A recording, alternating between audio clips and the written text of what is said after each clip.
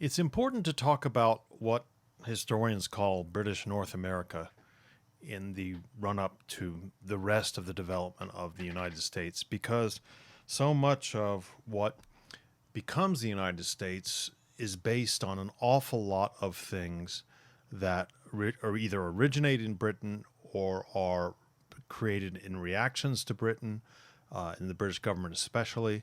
And so it's very important to understand the complications of all that and also the expectations of the different groups. This on our title slide is a picture, as a map on the right of British North America, right? But also here on the left is a depiction of Pontiac from Pontiac's Rebellion. Now, an idealized representation, but still it's important. So remember, indigenous history and indigenous cultures run throughout this entire course. It's not as if once Native Americans are pushed west, we can then start talking about the colonials versus the British. It's much more complicated than that. There are many more people involved than that. I like to start off this lecture by looking at something called A View from Bethlehem, one of the Brethren's principal settlements in Pennsylvania. This was a lithograph produced in London in 1757, and it depicts a prosperous Moravian community, one of the numerous settlements established by religious groups who emigrated from Europe to Britain's American colonies. Now, in the left foreground, you can see here a fairly substantial building with a roof made of tiles from a local workshop. This building is called the Crown Inn, and it stood for over half a century into the 1800s until it was raised to make way for a railroad. And to the right is a barn, a big barn, and you can see animals grazing nearby. Okay, so this is one of these things I keep bringing up in this class as sort of advertisements of what life was like in North America.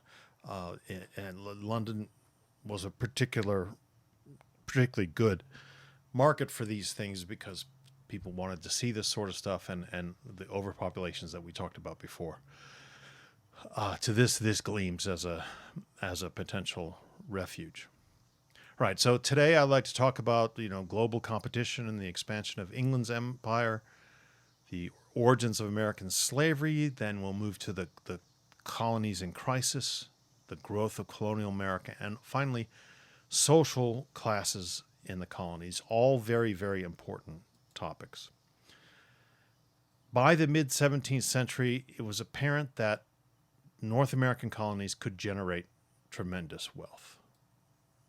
Right.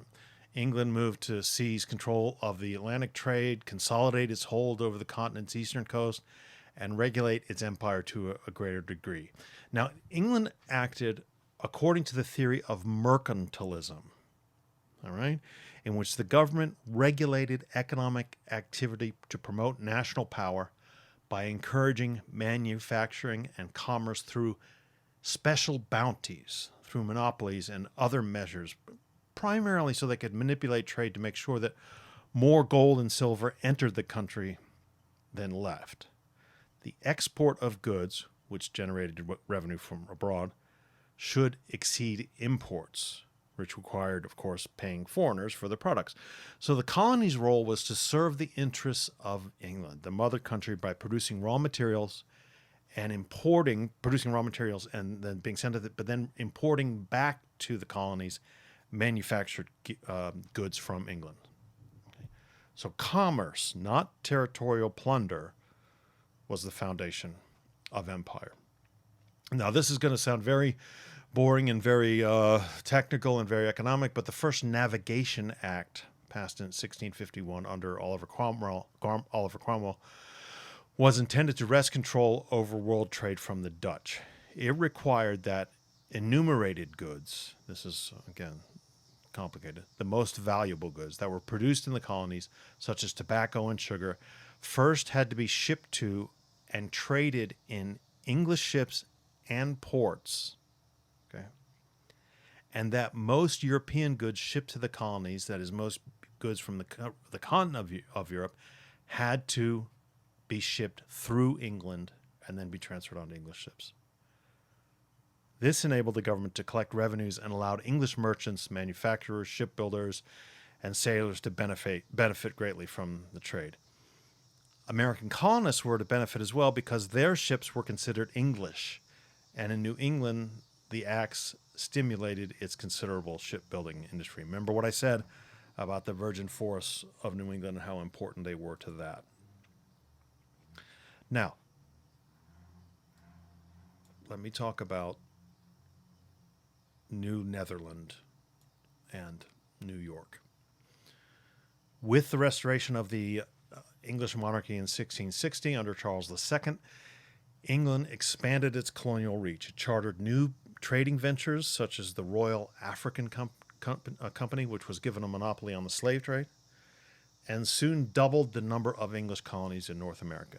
The English seized New Netherland in 1664 as part of an Anglo-Dutch war that also resulted in the conquest of Dutch trading ports in Africa. So again, this is all about North American continent being a part of a larger imperializing project. England transformed the minor military post of New Netherland into an important imperial seaport and military base for its operations against the French.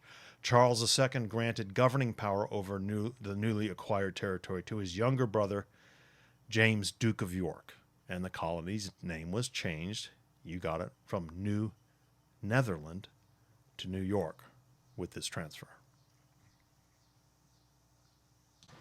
Apologies for having to turn the air conditioner on there. It's getting kind of sticky in here. English rule over New York expanded and constricted freedom for certain groups. The English promised to continue religious toleration and respect property holdings, but they eliminated some rights, for instance, for married women, and some practices that benefited female colonists. The English also discriminated against free blacks who had previously enjoyed all the rights of other free men. This period also saw the growth of a landed elite whose intermarried and well-connected families benefited from immense land grants authorized by the Duke of York and by his governors. By 1700, 5 New York families owned nearly 2 million acres of land. That's right, 5 families. For a time, English rule also strengthened the Iroquois Confederacy in upstate New York. In the mid-1670s, New York's governor, Sir Edmund Andros, formed an alliance with the Iroquois known as the Covenant Chain. This alliance expanded English and Iroquois power in the Great Lakes and Ohio Valley regions at the expense of the French and their Indian allies. However, beginning in the 1680s, these Indians pushed the Iroquois back to the east.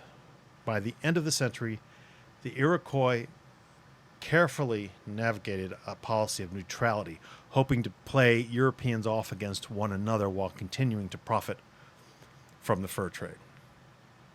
At the same time, many English colonists began to complain that they were being denied their English liberties, particularly the right to consent to taxation. The Dutch, you see, in New Netherland had not had a representative assembly, and English rule also began without one. Okay? So in 1683, the Duke of York agreed to call an elected assembly, which soon drafted a Charter of Liberties and Privileges affirming traditional English religious and political rights in New York. And this is a map of settlement in eastern North America. Okay? You can see by the 18th century, numerous English colonies populated eastern North America, while the French had established their own presence in the north and the west, right? Which, as you know, is one of the reasons why Canada has such important French connections to this very day. This is a picture of the Grand Council of the Iroquois Nations that I talked about a minute ago. Okay, it was from a book about American Indians published in Paris by a Jesuit missionary, and it depicts the Indians in the attire of ancient Romans. Okay. Note the prevalence of wampum belts, right, in the image, right? They all had them in the foreground and in the hand at the feet of the central figure. Wampum was used to certify treaties and other transactions. Okay, this idea of the Native Americans kind of like a pure original civilization, like the Romans, was a very popular sort of meme at the time, if you will.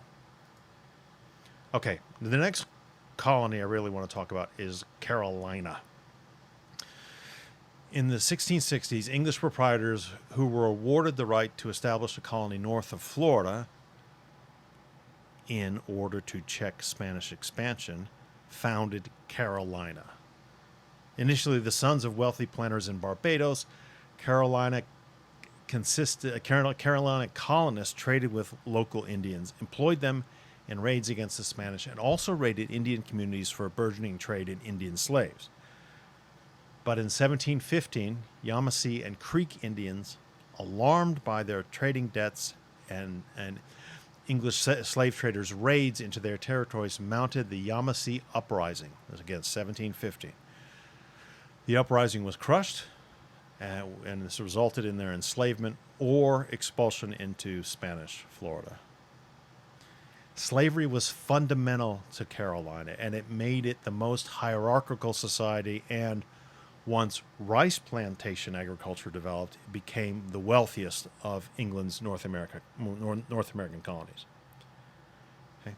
The quote, fundamental constitutions of Carolina, end quote, were issued in 1669 to establish a feudal society with a system of hereditary nobility, serfs, and slaves in the colony. However, to attract settlers, an elected assembly, religious toleration, and a headright system were also established. Feudalism was never actually really established in Carolina, but slavery flourished within a very hierarchical system. Codes were instituted to protect slaveholders' rights, and slaves were counted in determining how much property a colonist received. Thus, massive, concentrated land holdings developed. The early economy, however, centered on cattle and Indian trade rather than agriculture. The later emergence of rice as a cash crop caused the colony to become the wealthiest in the British holdings and made Carolina the center of mainland slavery.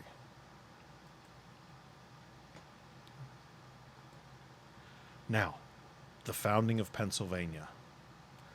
The last English colony established in the 1600s was Pennsylvania. Its proprietor, William Penn, who was an advocate of religious toleration and spiritual freedom, intended the colony as a space for social harmony between Native Americans and migrants escaping religious persecution in Europe.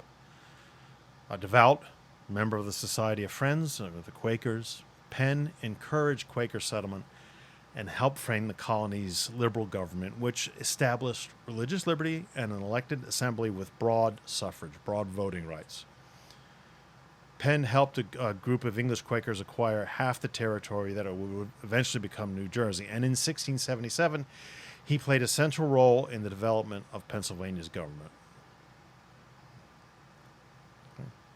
It was the most liberal government of the era.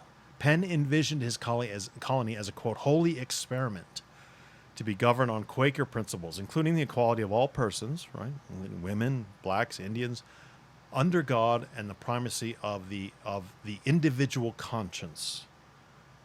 Penn and the colony's Quakers treated the Indians with special consideration, making peace with them.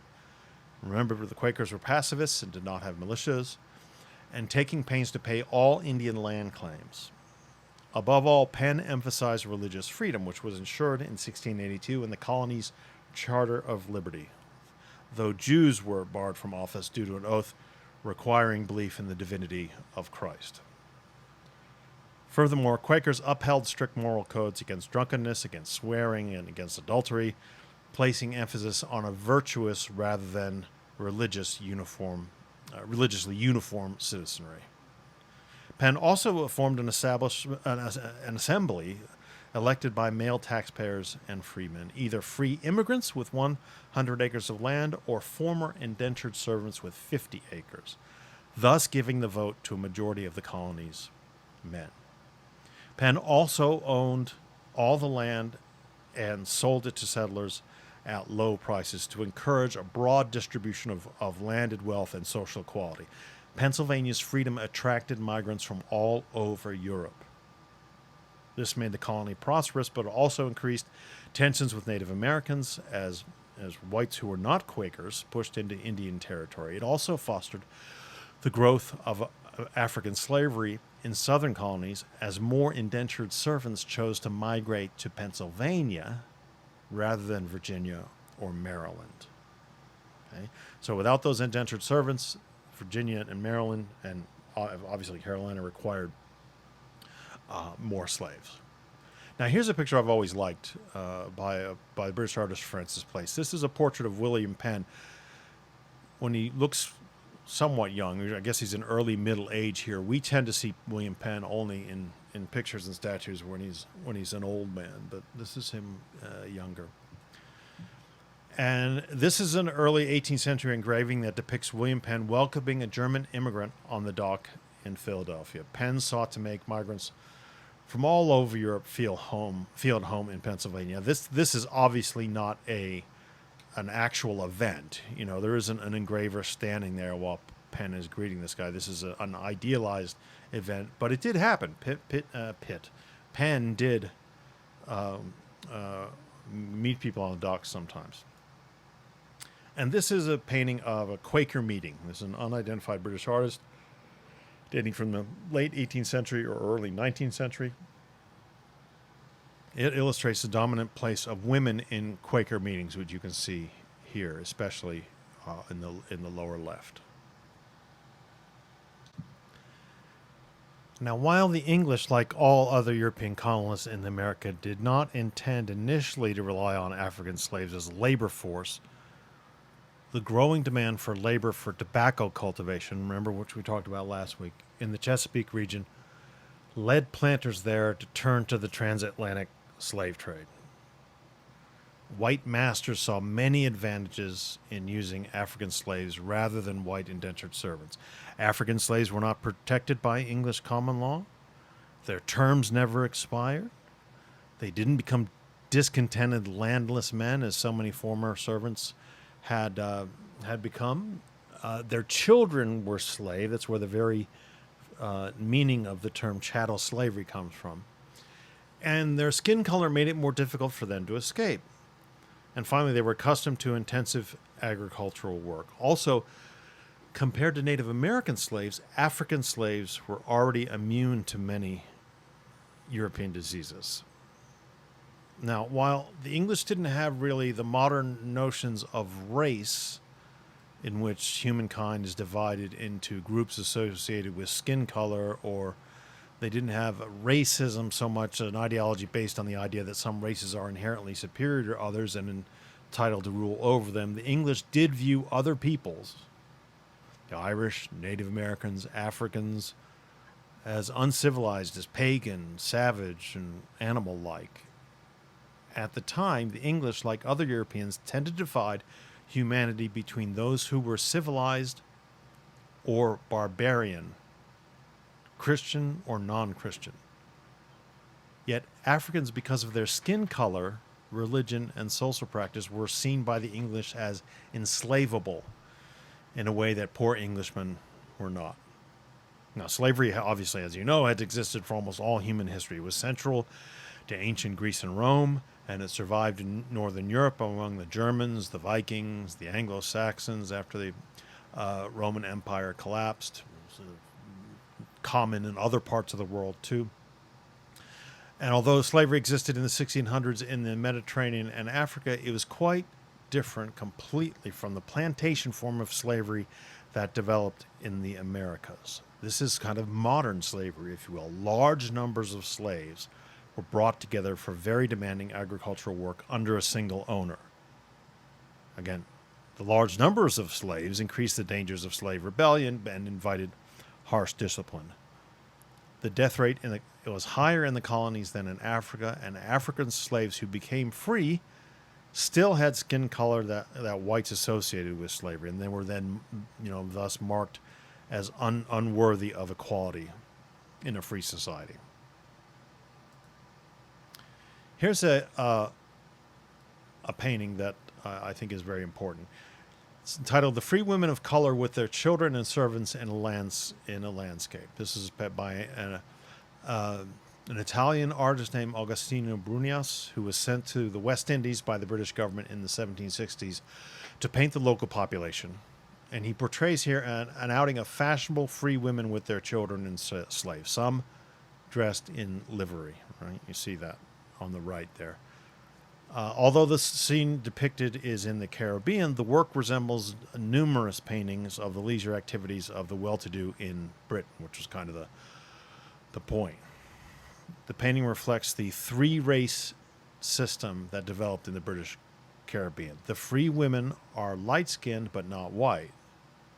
The woman at the center looks directly at the viewer, right, which emphasizes her aristocratic bearing. Now, let's talk about the slave trade as a major transatlantic business, which is, of course, what it became. It becomes this major international transatlantic business in the 1600s. Slavery, you see, initially developed in the Western Hemisphere outside North America. By 1600, Brazil, again a Portuguese colony, had large sugar plantations worked by African slaves. But by the end of the 17th century, the profits to be had from sugar had transformed the English, Dutch, French, and Danish colonies in the West Indies from mixed economies with a few slaves and small farms worked by white servants to economies dominated by lucrative sugar plantations worked exclusively by African slaves. Sugar was the first good to be mass exported to European consumers, and it became the most important product of the British, French, and Portuguese empires. Compared to its rapid introduction in Brazil and the West Indies, slavery grew slowly in North America. English indentured servants constituted the majority of the labor force in the Chesapeake well into the 1680s. The most significant line of division in this region in the 17th century was not between whites and blacks, but rather between white plantation owners, who dominated politics and society, and everyone else. Dominated politics and society, and then everyone else on the other side: small farmers, servants, and slaves. Now, while Spain had liberal laws granting slaves various rights, and the Catholic Church often encouraged masters to free their slaves, the legal status of slaves in the English colonies was initially ambiguous and undeveloped. Beginning in 1619, small numbers of Africans were brought to the Chesapeake, and while they were almost certainly treated as slaves, some were freed after serving a term of years. But racial distinctions were codified into law from the very beginning. Okay, there was one early Virginia law that barred blacks from serving in the militia, for instance. But in both Virginia and Maryland, free blacks could sue and testify in court.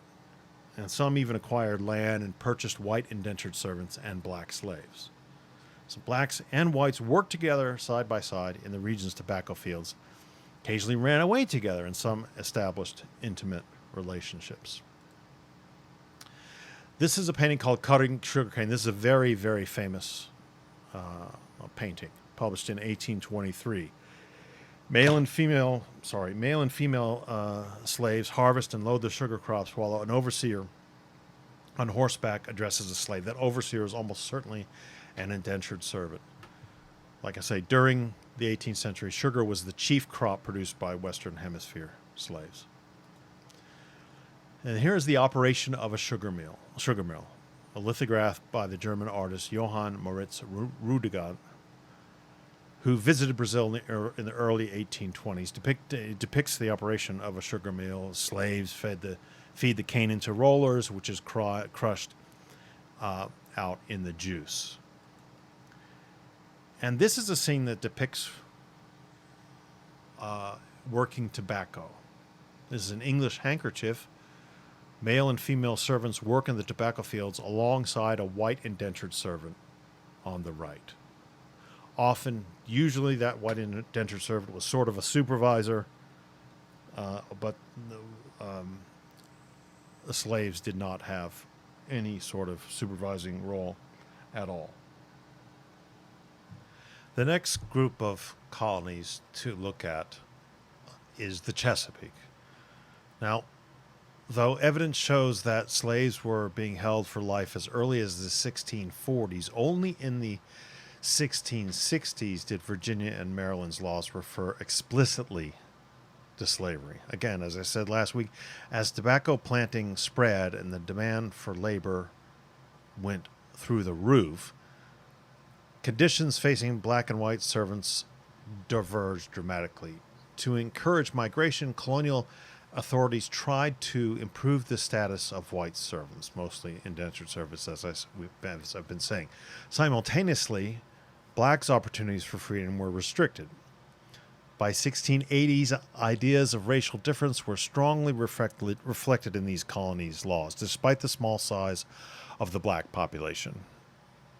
New laws, for example, mandated that children of free and slave parents would have the legal status of the mother, ensuring that masters could profit from sexually abusing female slaves, since the child would become the master's property. Furthermore, the Virginia House of Burgesses declared in 1667 that religious conversion did not constitute a release from slavery, and thus Christians could own Christians. The shift from white indentured servants to African slaves as the main plantation workforce was hastened in 1679 by Bacon's Rebellion. Governor William Barclay had long ruled Virginia through a corrupt regime forged in alliance with a small elite of the colony's wealthiest tobacco supporters, which gave wealthy tobacco planters, which gave his supporters the best lands as white settlement pushed inland. With all the best lands already taken by wealthy planters, an increasingly poor population of freed white servants and migrants found it harder to acquire land. Forced to settle in frontier areas, these men were also disenfranchised in 1670 by a new law limiting the vote. Once was given to all adult men, but now was given to landowners. But Barclay maintained peaceful relations with the remaining American Indian populations in the colony and refused to sanction white settlement in areas reserved for Indians, a stance that angered many land-hungry colonists. In 1676, disgruntled white slaves on the frontier demanded that Barclay exterminate or expel frontier Indians to make room for white settlers, but the governor, fearing war and profiting from the Indian trade, refused. Now, led by Nathaniel Bacon, a planter, small farmers, landless men, indentured servants, and even some Africans who also demanded lower taxes and an end to elite rule, waged war against the Indians and the colonial government in what would become known as Bacon's Rebellion. They plundered plantations and burned Jamestown to the ground before English warships helped quell the rebellion. The rebellion was, to some extent, a conflict within the elite ranks. Virginia's ruling elite consolidated their rule by both limiting democracy and expanding social opportunity for poorer whites. They reinforced property qualifications for voting, but also reduced taxes and adopted aggressive policies towards Indians to open up more western lands. Most important, tobacco planters increasingly spurned potentially rebellious white servants for African slaves, making the Chesapeake region a society based on slavery, as the Carolina region was becoming what was a society based on slavery. And this is Barclay, Sir William Barclay. The American pronunciation now is Berkeley, but back then it was the British pronunciation was used, which was Barclay, Sir William Barclay. He's governor of colonial Virginia from 1641 to 1652 and 1660 to 1677. Okay. And as I've said, his authoritarian rule helped spark Bacon's Rebellion. Now, very importantly, between 1700 and 1750, the number of blacks went from more than 10% to almost 50% of the colony's population in the Chesapeake, and almost all were slaves. Several factors contributed to the growth of slavery in Virginia, including a decreasing death rate, meaning it was more economical to purchase a laborer for life than to have an indenture. And the opening of Pennsylvania, where land was available, which made that colony more attractive to white settlers. So you see what I'm saying here? Indentured servants who finished their indentured servitude in 1700 were much more likely to hightail it to Pennsylvania than to stay in Virginia. In 1705, Virginia's legislature adopted a new slave code, which embedded white supremacy in law, clearly defining black slaves as property and sharply limiting the freedom of free and enslaved blacks. Virginia had shifted from being a society with slaves, in which slavery was just one labor system among other systems, to a slave society in which slavery was central to the society and the economy. Europeans, Indians, and Africans alike all feared enslavement. Slaves often tried to escape, and those who spoke or read English or were familiar with European culture sometimes contested their condition. Slaves continued to resist their masters even as legal avenues for freedom receded in the Chesapeake at the end of the 17th and beginning of the 18th centuries. Now, very important to understand this, the 17th century crisis in England, but also the way the 17th century crisis plays itself out in the American colonies. King Philip's War of 1675 to 1676 and then Bacon's Rebellion coincided with disturbances in other colonies. In Maryland, an unsuccessful Protestant uprising resisted Lord Baltimore's sudden restriction of voting rights, and increased frontier settlement led to Indian resistance in multiple colonies. Furthermore, the Pueblo Revolt indicated that the British were not the only colonizers experiencing resistance. Upheaval in England also affected the colonies. In 1688, a struggle for control over the English government between Parliament and the Crown culminated in something called the Glorious Revolution, which was a bloodless event that firmly established parliamentary supremacy and a Protestant succession to the throne.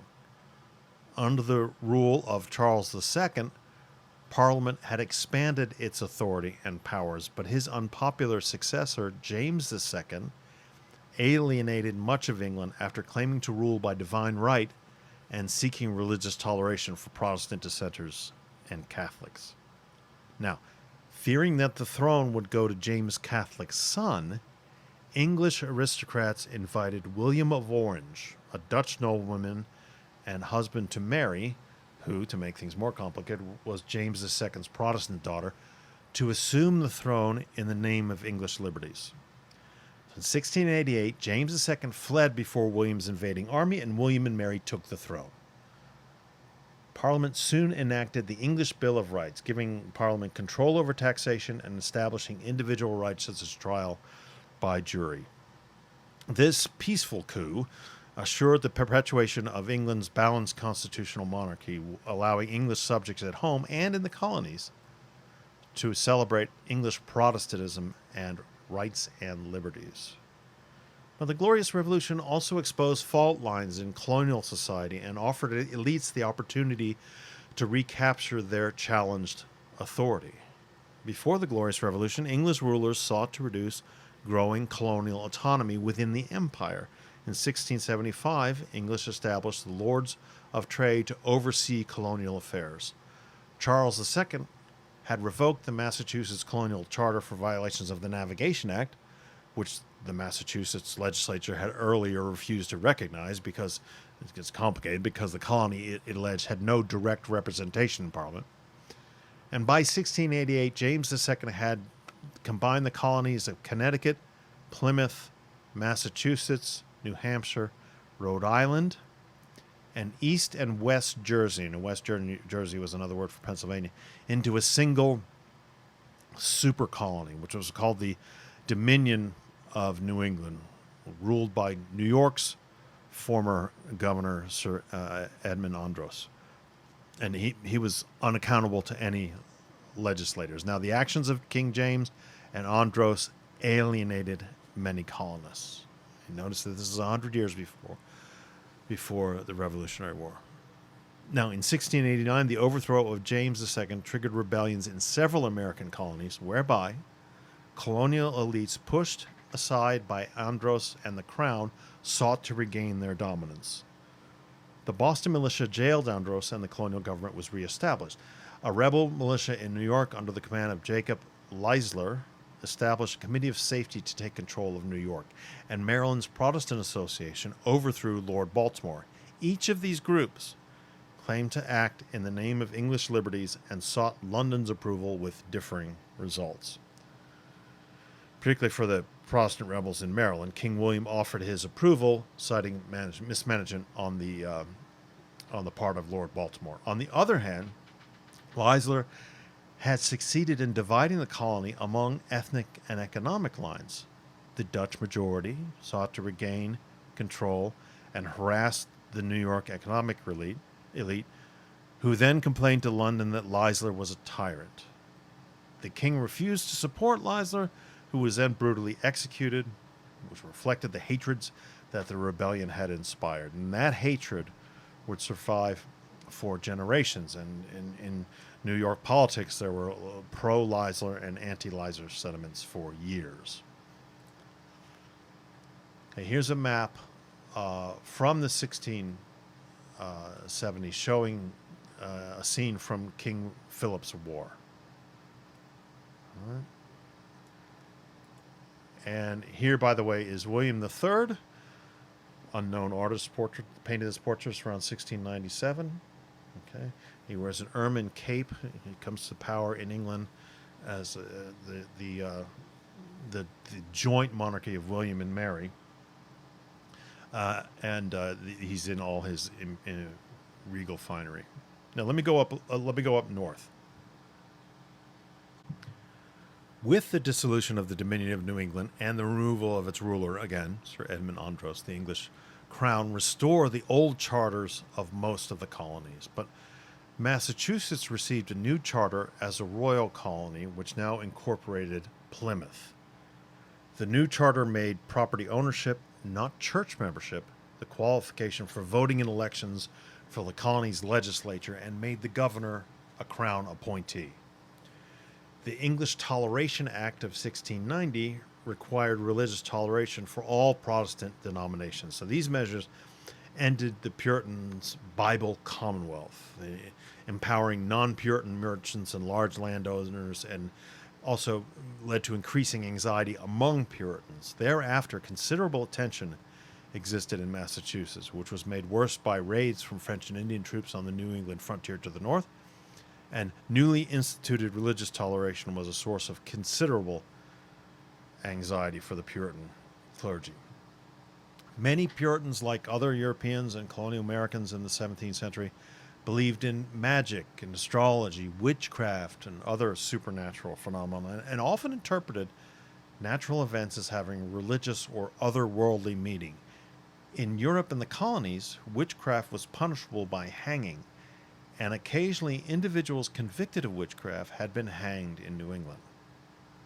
Most people accused of witchcraft were women beyond childbearing age who were outspoken, economically independent, perhaps estranged from their husbands, in fact, often estranged from their husbands, or otherwise seen as violating gender norms. Witches' powers were held to be a challenge to God's will and the stature of men as family heads and rulers of society. So in 1691, in Salem, Massachusetts, as you probably know, initial accusations of witchcraft snowballed into a full-blown crisis, as increasing numbers of the accused tried to save themselves by confessing and by naming others as witches. The frenzy of accusations led to legal charges against nearly 150 people, most of them women. Due to these Salem witch trials, 19 men and women were hanged. Massachusetts religious and civil authorities were aghast. They dissolved the Salem courts and warned that courts should no longer accept testimony from those claiming to be possessed or accept the confessions and accusations of those facing execution. The Salem witchcraft craze discredited the prosecution of witches and encouraged a greater interest among prominent colonists in finding scientific explanations for natural events. Okay, now this is an engraving from Ralph Gardner's book England's Grievance Discovered, published in 1655. It depicts women hanged as witches in England, right? And by the way, witches much more commonly hanged than they were burnt. And by the way, you can see these letters above the different important men here. A is the hangman, B is the town crier announcing the death of the witches, and C is the sheriff, and D is the magistrate, right? Okay. The other major thing that's going on is that expanding populations. The Salem witch trials took place precisely 2 centuries after Columbus's initial voyage in a vastly different Western Hemisphere, with powerful states and American Indian communities having been decimated by disease and deprived of their land by the rise of the 3 new different empires. The urban-based Spanish Empire relied on Indian labor to extract gold and silver, its primary source of wealth. The French Empire was mostly concentrated in the West Indian Islands, with only a small presence on the North American continent. And the English Empire had outstripped both rivals in population and trade. After returning to stability early in the 18th century, English North America grew extensively. Settlements became towns and cities, living conditions improved dramatically, and settlement expanded westward. Although the Spanish and the French empires remained particularly powerful in the Americas in the 18th century, England's mainland colonies in North America soon exceeded those of France and Spain in trade and population, growing from 265,000 inhabitants in 1700 to over 2.3 million in 1770. Now, colonial American society in the 18th century was very diverse. The number of African and non-English European arrivals greatly increased, while the number of English migrants declined. Nearly 40% of those emigrating to the English colonies did so as unfree indentured servants. Increasing numbers of migrants were professionals, they were skilled craftsmen. They were causing the English government to stop promoting migration to North America. Right? While English authorities worried that the colonies might drain England of skilled workers and professionals, they still considered colonial growth essential to national power and wealth. And toward this end, they sent thousands of convicts to work in the Chesapeake's tobacco fields, and still promoted Protestant migration from non-English areas of the British Isles and Europe. Many thousands came from Scotland, came from Northern Ireland. By the way, many Scottish people had settled in Northern Ireland. These are later called the Scotch-Irish. It's a very anachronistic term, which drives me out of my mind, but I'll tell you about that some other day. This adding significantly to the religious and social economic diversity of the areas in which they emigrated. These migrants greatly affected colonial society. Now, here is a chart of migrants to British colonial North America between 1700 and 1775. Now, notice, the slave numbers dwarf the other numbers. The African numbers dwarf the other numbers. Okay, there were a good number of convicts from Ireland, from England, and Wales. Note, by the way, twice as many convicts from England and Wales than from Ireland. But this gives you a good range, a good explanation of the various range of people and their sort of status at the time.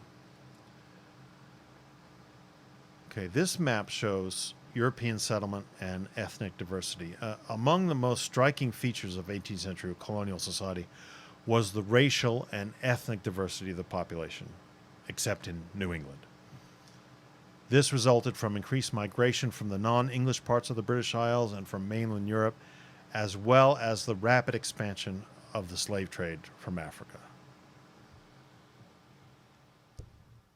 Okay, the more than 100,000 Germans who came to America were the largest group of European migrants in this period. Many were members of the Catholic Church or small dissenting Protestant sects fleeing persecution, while others migrated to escape worsening economic conditions. They tended to settle in the frontier areas of New York, Pennsylvania, and the southern backcountry. The Germans migrated as families and often as redemptioners, families of indentured servants working to pay back the cost of passage to America. This is all about this diversity. While ethnic groups tended to live and worship in relatively homogeneous communities apart from each other, the American colonies, except for New England, were far more diverse than England itself. This was especially evident in the religious makeup of British North America. In 1700, the colony's churches were almost entirely congregational and Anglican. But despite the colony's commitment to official churches everywhere except New Jersey, Rhode Island, and Pennsylvania, de facto religious toleration increasingly defined religious life, especially following the Great Awakening of the 1740s. Sects such as Lutherans, Mennonites, Anabaptists, Moravians, Seventh-day Baptists, and Presbyterians, and even Jews and Muslims were increasingly free to worship as they pleased, even if they were still taxed to support the official church and banned from holding public office. Equally important to 18th century immigrants, however, were other elements of freedom related to the availability of land, lack of military draft, and absence of restraints on economic opportunities in the colonies. This is a picture of Baptists at the Schuylkill River.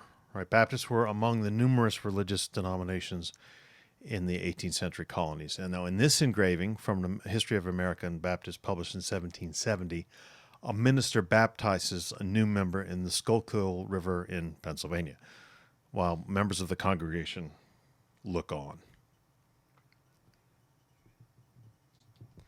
Now, as you might imagine, the threats to Indian life were there. When newcomers to America, they equated liberty with secure ownership of land, and that threatened the surviving Indian populations. By the 1700s, Indian communities had changed dramatically from the time of the Europeans' arrival and become very much part of the British Empire, trading and using European goods and allying and fighting for the British in successive imperial wars against the French and the Spanish. Indian warriors did much of the fighting in the century's imperial wars. Communities that were disintegrated by disease and warfare formed new tribes, with few Indians choosing to live among whites rather than in their own communities. American Indians had become accustomed to European products, and alcohol from traders caused social chaos in their communities. Traders saw the opportunity for profit, and British officials saw the opportunity for allies against the Spanish and the French. But new settlers pressured colonial governments to open up new frontier lands at the expense of Indian communities. In Pennsylvania, mostly peaceful relations between the Quaker-dominated government and Indians disintegrated as the new migrants often made fraudulent purchases, such as the infamous walking purchase, or they attacked natives for their lands. By the mid-18th century, different regions of the British colonies had developed distinct economic and social orders. New England and frontier settlements in other colonies were characterized by families laboring on small farms, producing for local consumption. The frontier backcountry areas rapidly grew in population. In the older middle colonies of New York, New Jersey, and Pennsylvania, more farmers produced for commercial markets and used non-family wage or slave labor. Now, here is a print of America. Now, America in this case is shown as a person. America was often depicted as a Native American in the colonial era, as in this print from the first half of the 18th century. So, the idea of America could often be depicted as a Native American, and of course, this is a European print, right? It's not Native American.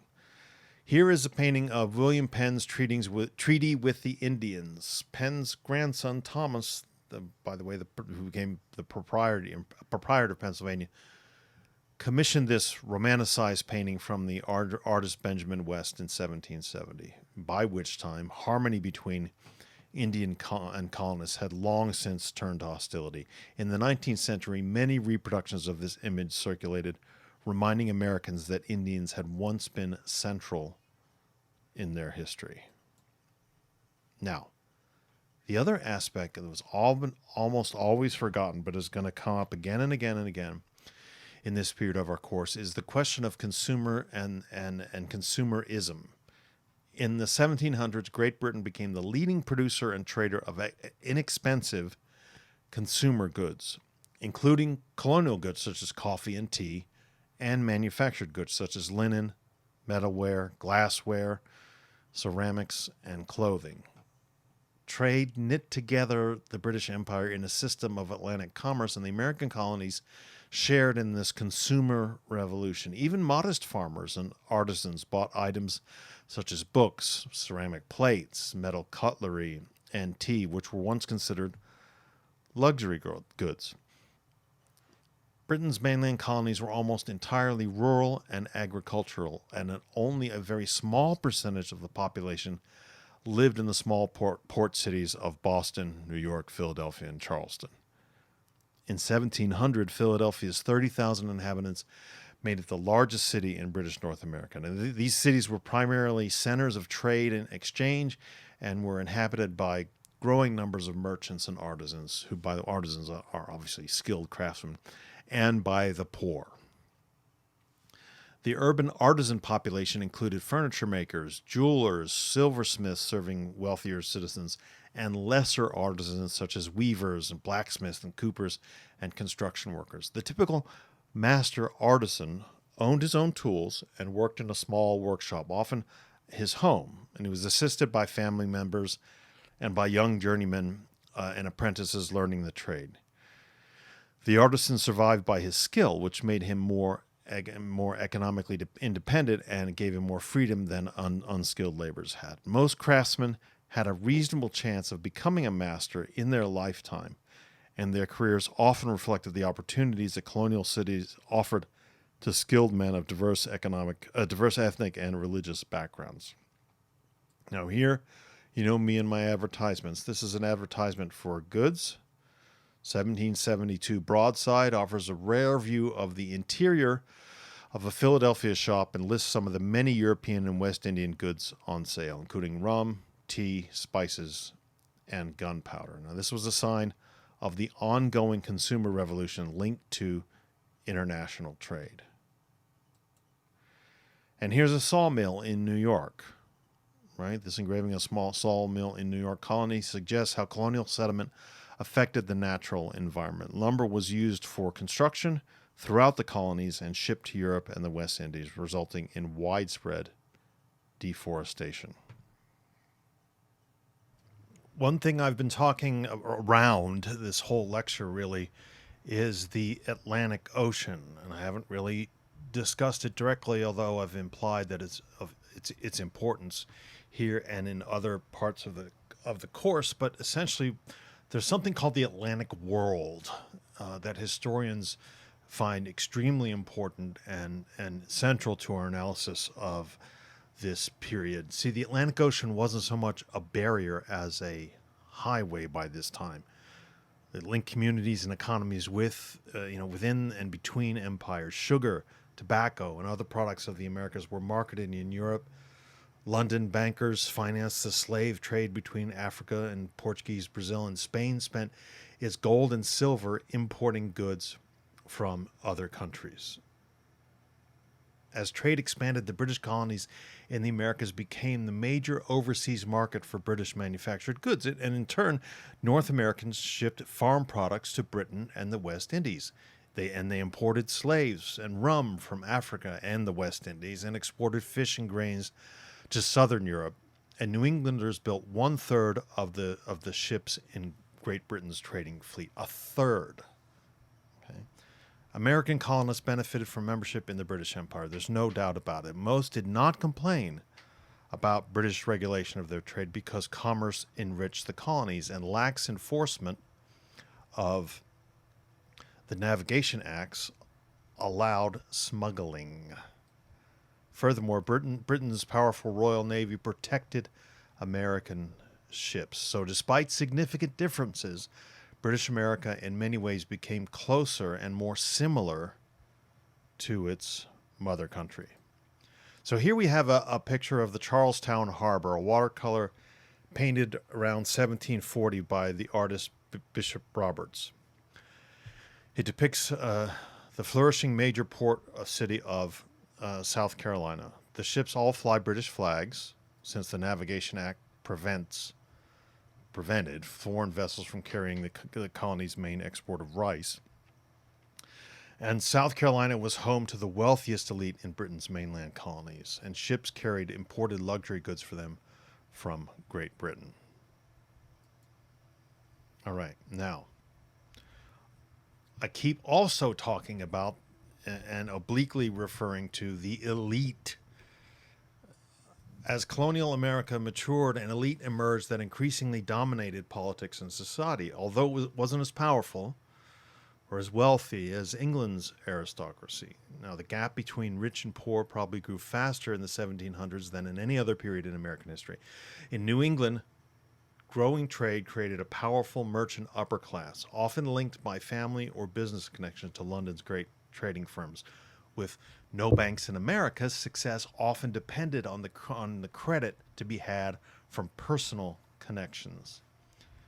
By 1750, colonies of the Chesapeake and Lower South were dominated by slave plantations producing tobacco, rice, and other staple crops, and by the enormously wealthy planters who owned them and ruled these colonies' governments.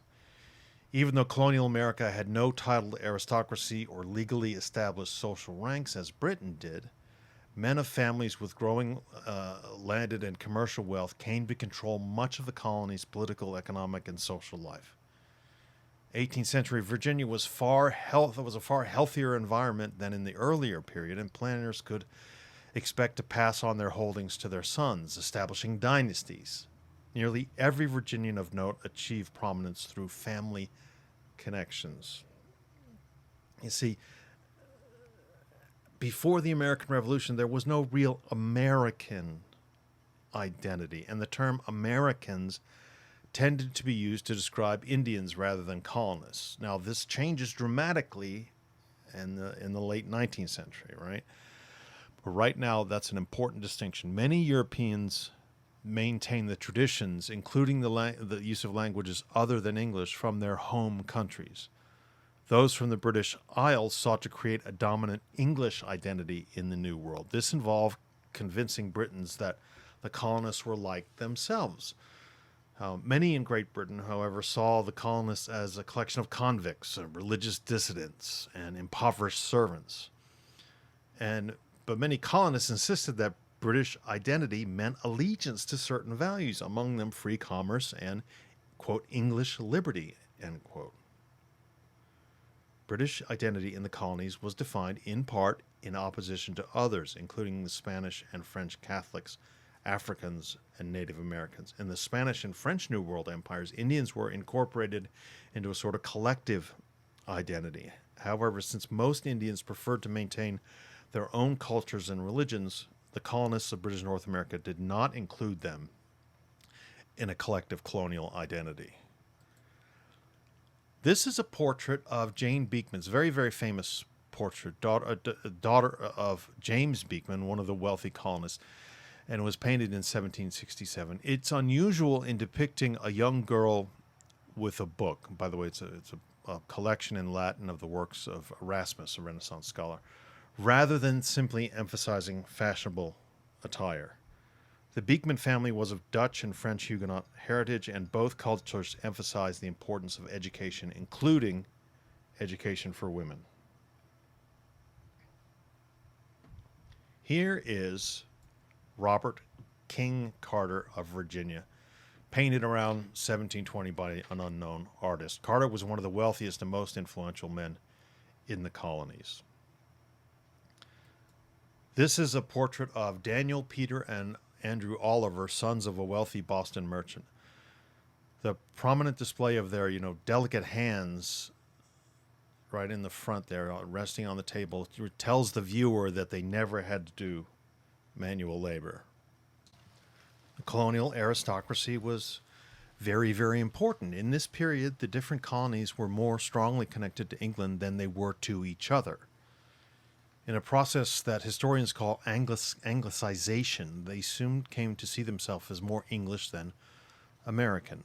Wealthy colonists imitated emerging British fashions in taste and behavior, in consumption, and in architecture, often sent their children to Britain for their education, and many, desperate for an aristocratic lifestyle, fell into debt. But as long as the tobacco and market thrived, tobacco and the sugar markets thrived, so did the gentry. The wealthy colonists of the British mainland, again, were the South Carolina planters. Charleston, where elite South Carolinians spent most of their time when not summer vacationing in the north, was the only actual urban center south of Philadelphia. Aristocratic lifestyles flourished, and the wealthy surrounded themselves with uniformed house slaves.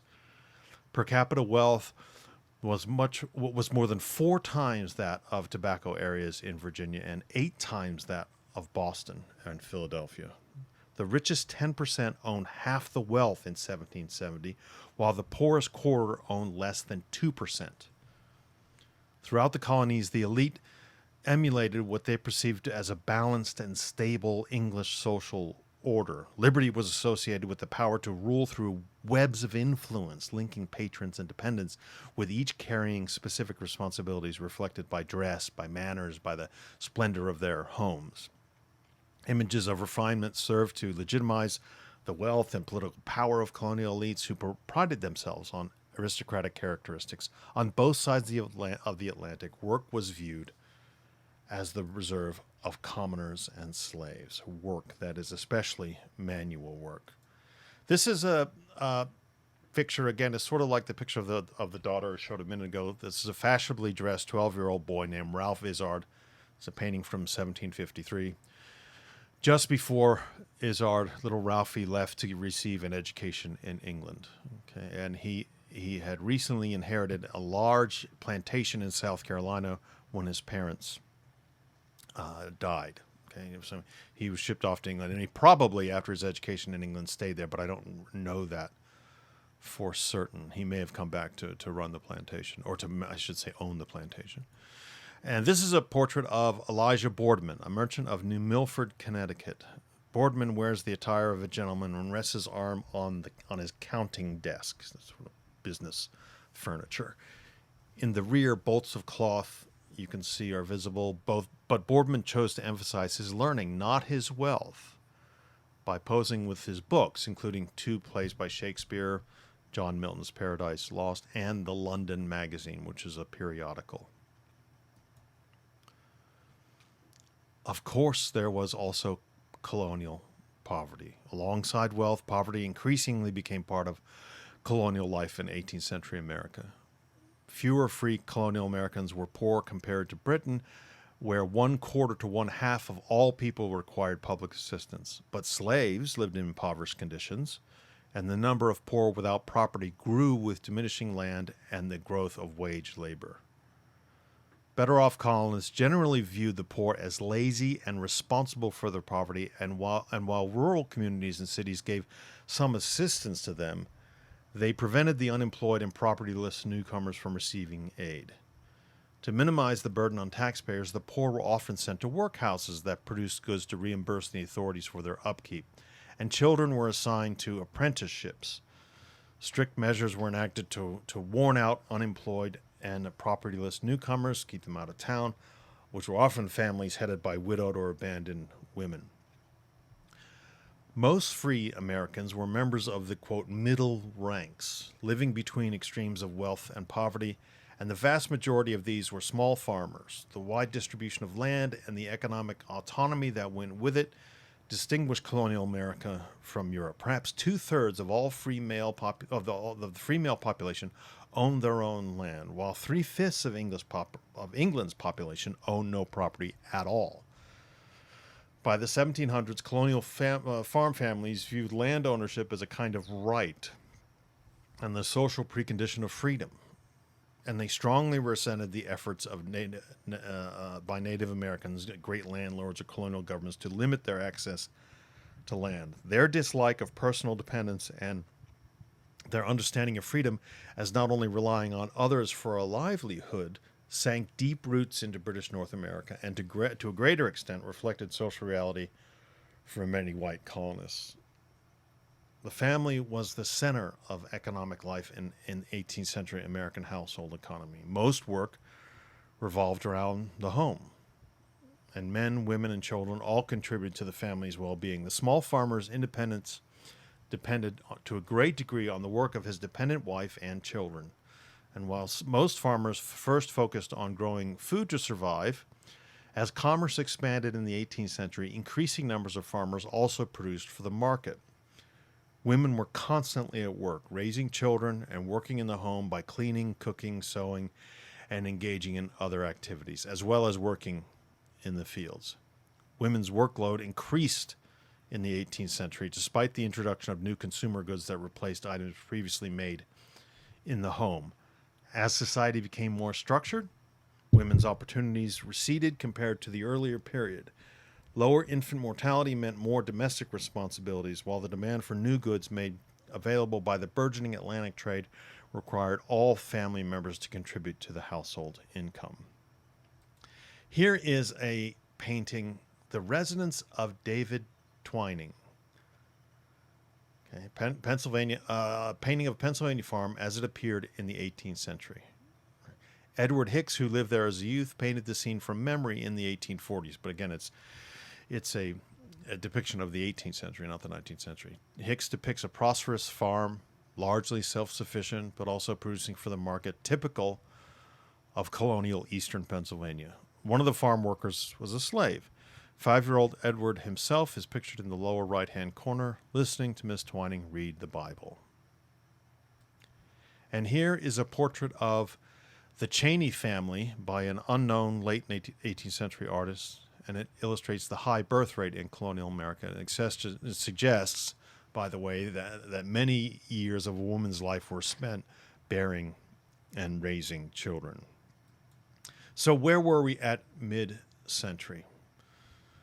Well, by the mid-18th century, the area that would become the modern United States was remarkably diverse in peoples, cultures, and social organizations. The Pueblo villages of the Southwest, tobacco plantations of the Chesapeake, and small farms of New England, feudal-like land estates of New York's Hudson Valley, and frontier fur trading outposts.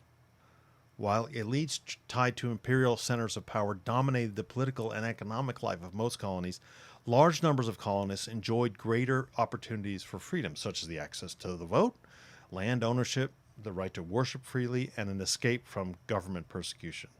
Okay, these were considered to be, more available than in Europe.